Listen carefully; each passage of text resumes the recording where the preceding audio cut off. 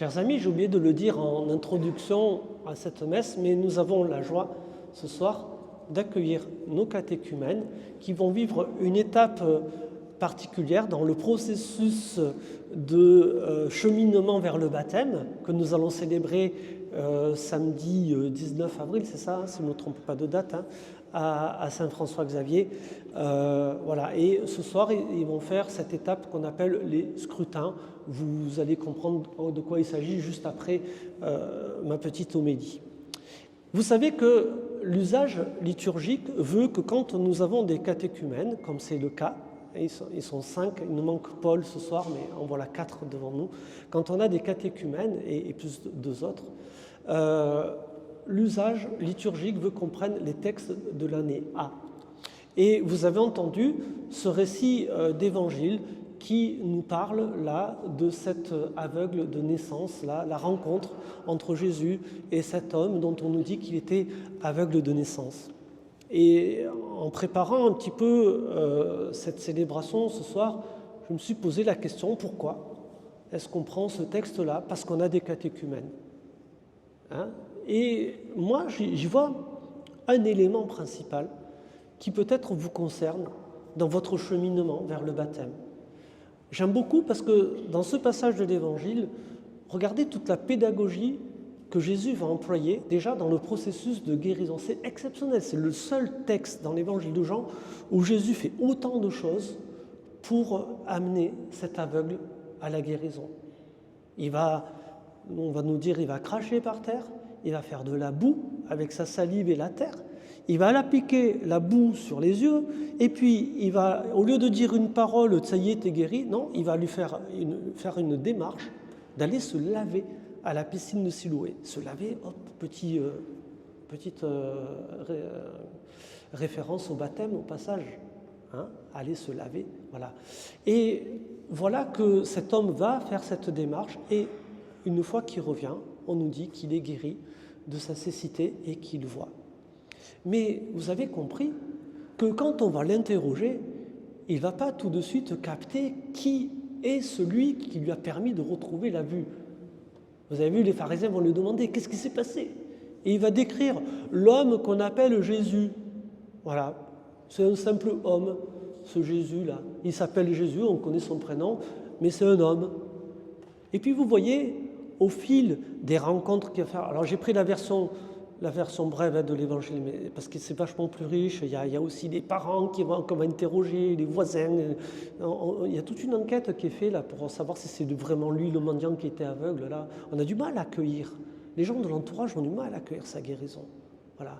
Et puis petit à petit, quand on interroge à nouveau cet aveugle, on dit mais pour toi, c'est qui cet homme? Il va dire c'est un prophète. Et là, vous voyez, il y a une progression entre le fait qu'on a entendu cet homme qu'on appelle Jésus, là, on lui donne un rang supérieur, un prophète. Et puis, dans le dialogue qu'il va avoir avec les pharisiens, moi j'aime bien parce que ce mendiant, il va devenir un vrai théologien. Et il va s'interroger sur ce qu'il vient de vivre. Et il va se dire, mais en fait, si quelqu'un ne vient pas vraiment de Dieu, il ne peut pas faire ça. C'est pas possible. Donc forcément, le gars qui m'a permis de retrouver la vue, c'est quelqu'un qui vient de Dieu. Et vous voyez, une fois que cet aveugle est jeté dehors du temple, là, les pharisiens le rejettent, malheureusement, l'exclusion, c'est pas nouveau, malheureusement. Et voilà que là, il va retrouver à nouveau Jésus, et là, il va reconnaître le Christ, le Fils de l'homme. C'est une expression qui est employée dans l'Ancien Testament pour dénommer le Messie, l'envoyé de Dieu. Et on peut dire que, vous voyez, là, enfin, ses yeux s'ouvrent. Pas que les yeux qui permettent de voir, ça, ils se sont déjà ouverts. Jésus a permis ce miracle de la guérison, de la cécité. Mais vous voyez, il y a un deuxième regard à acquérir, c'est celui de la foi. Et j'aime bien comment cet homme va progresser dans sa foi. Ça peut être à l'image de cheminement, pas seulement de nos catéchumènes qui sont là devant nous, mais aussi de beaucoup de chrétiens. Moi, je me rappelle, quand j'étais petit, j'ai fait du caté et on m'a parlé de Jésus. D'accord ? Et je connaissais, j'avais des repères sur Jésus-Christ, je savais à peu près qu'est-ce qu'il avait dit, qu'est-ce qu'il avait fait, mais je n'avais toujours pas rencontré. Voilà, j'avais entendu parler de lui, j'avais une certaine culture chrétienne. Et puis après, Jésus, quand tu grandis un petit peu, peut-être que tu vas commencer à percevoir en lui quelque chose, un type un peu génial, qui a fait des choses un peu extraordinaires, que ne fait pas le commun des mortels, on est bien d'accord. Hein, tous les signes qu'il accomplit, ce n'est pas donné à tout le monde. Et tu te dis, ah peut-être c'est pas qu'un seul homme là, c'est peut-être quelqu'un d'un peu plus important que ça. Et puis petit à petit, moi un beau jour, ça s'est passé à l'âge de 17 ans, en assistant à la guérison d'un enfant qui était aveugle de naissance aussi, comme celui dont on nous parle là, et qui était en plus paralysé de ses membres inférieurs. Double guérison, s'il vous plaît. Le gamin s'est relevé, s'est remis à marcher, et il a retrouvé la vue. C'est en assistant à ça, frères et sœurs, que j'ai vraiment rencontré Dieu, en voyant ça, en assistant à ça.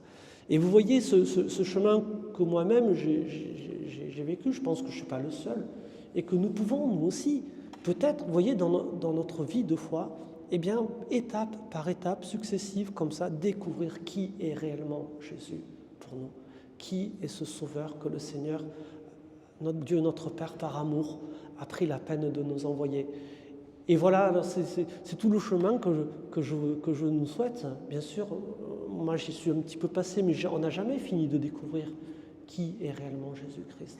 Et ce soir, eh bien voilà, comme j'ai bien envie, frères et sœurs, de nous inviter à rentrer dans la peau de cet aveugle de naissance et que nous aussi, nous puissions aller avec confiance à la rencontre de notre Seigneur Jésus-Christ, lui confier peut-être toutes les cécités qu'il nous reste à guérir, toutes les cécités dont il nous reste à être libérés, voilà, pour que nous aussi, aujourd'hui encore, on puisse percevoir en Jésus-Christ vraiment un Dieu, pas seulement un homme, vrai Dieu et vrai homme, comme on dit dans le credo, celui qui nous a envoyés pour nous manifester la tendresse et l'amour du Père.